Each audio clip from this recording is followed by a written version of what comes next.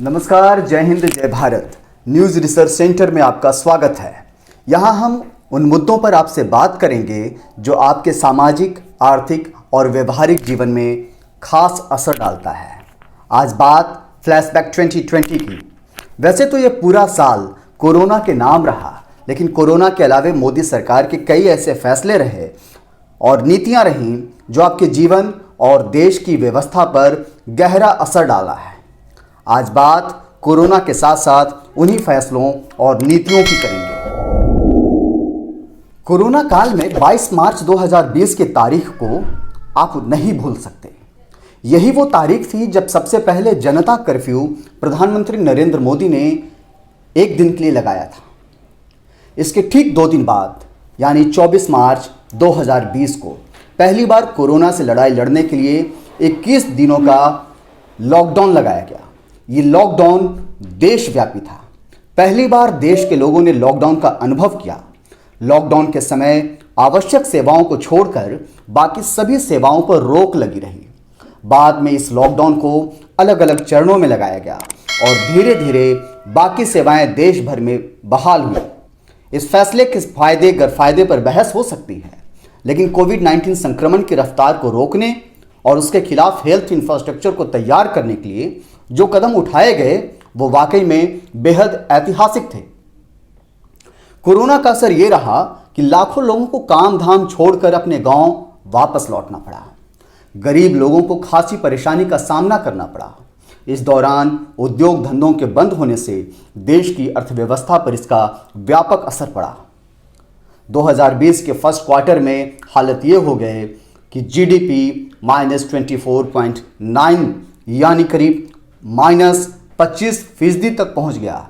हालांकि सरकार की कोशिशें बाद में रंग लाई और अगले क्वार्टर में आंकड़ा सुधरता नजर आया। कोरोना को हराने के लिए वैक्सीन डेवलपमेंट पर भी जोर दिया गया। अच्छी बात यह रही कि देश की रिकवरी रेट भी बेहद तेज गति से बढ़ी। पूरी दुनिया में अगर हम बात करें तो हिंदुस्तान का रिकवरी रेट सबसे अच्छा और करीब 94% को भी पार कर गया है। यानी एक समय पर ना हारने वाला कोरोना वक्त और व्यवस्था के साथ साथ कमजोर पड़ता नजर आया। यानी जिस बीमारी के सामने अमेरिका और यूरोप के देश घुटने टेकते नजर आए, वहीं भारत ने जबरदस्त कामयाबी दिखाई और कोरोना के खिलाफ मजबूती से लड़ाई लड़ी। कोरोना काल में जब पूरी दुनिया और देश लड़ाई लड़ रहा था, ठीक इसी दौर में प्रधानमंत्री नरेंद्र मोदी ने एक से बड़े एक फैसले लिए। इन्हीं फैसलों में से एक था आत्मनिर्भर भारत बनाने का संकल्प। ऐसे समय में जब पूरी दुनिया जानलेवा महामारी से जूझ रही थी, भारत ने संकल्प को अवसर में बदलने का फैसला किया और देश को आत्मनिर्भर बनाने का कदम उठाया।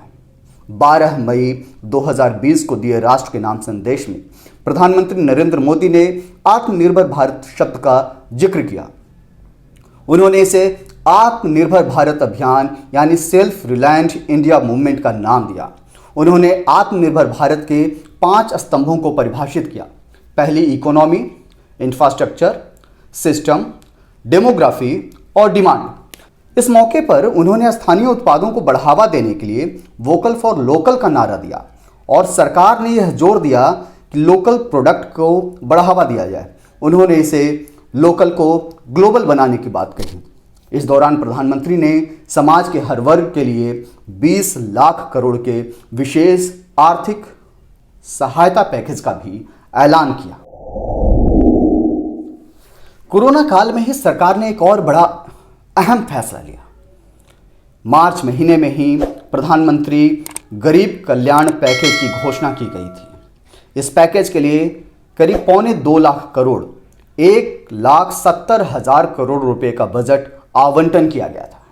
इसके तहत 80 करोड़ लोगों को 3 महीने तक हर महीने प्रति व्यक्ति 5 किलो अनाज, गेहूं या चावल, 1 किलो दाल दिए जाने की व्यवस्था की गई।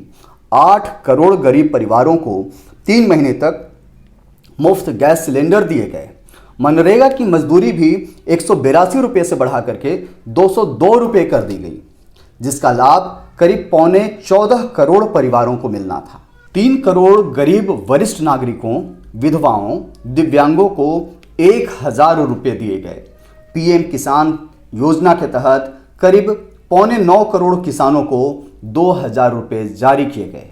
हेल्थ वर्करों के लिए भी इसमें खास पहल की गई और करीब उनके लिए 50 लाख रुपए का बीमा कवर दिया गया। इस गरीब कल्याण पैकेज का दायरा काफी बड़ा था और यह कोशिश की गई कि समाज के हर वर्ग के लोगों को इसमें शामिल किया जाए। चूंकि कोरोना में बहुत कुछ तबाह हो गया था, उद्योग धंधों पर असर पड़ा, आम लोगों के जीवन पर असर पड़ा, देश के परचेजिंग पावर पर भी इसका व्यापक असर पड़ा। लिहाजा लॉकडाउन से प्रभावित हुए रेहड़ी पटरी वालों और छोटे मोटे कारोबारियों की सहायता के लिए केंद्र सरकार सामने आई। 1 जून से PM street vendors Atmanirbhar Nidhi launch की गई ताकि वो अपना कारोबार फिर से खड़ा कर सकें।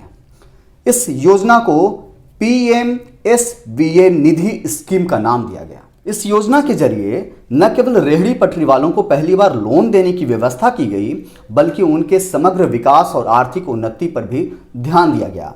इस स्कीम के तहत शहरी इलाकों के स्ट्रीट वेंडर्स 1 साल के लिए 10,000 रुपये तक के कोलेटरल फ्री लोन ले सकते हैं।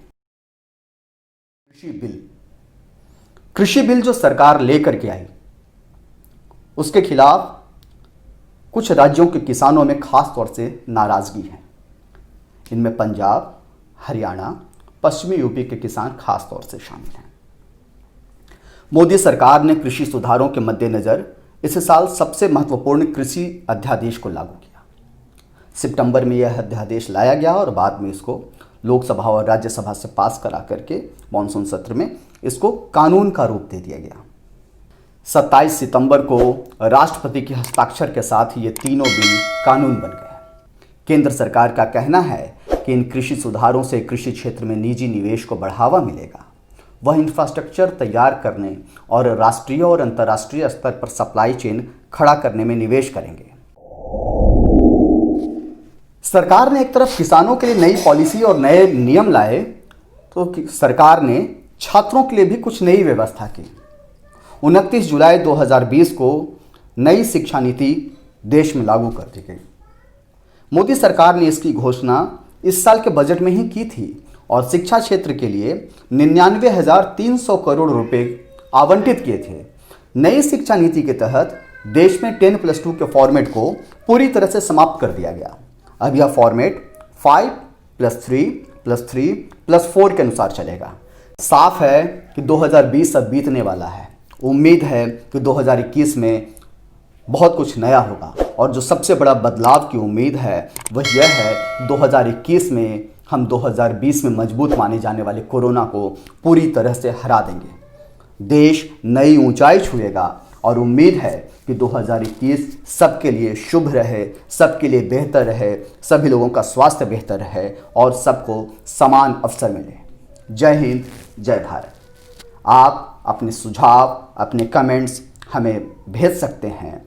इंतज़ार रहेगा आपके विचार का। आपको यह एपिसोड कैसा लगा ज़रूर बताइएगा। तब तक के लिए धन्यवाद।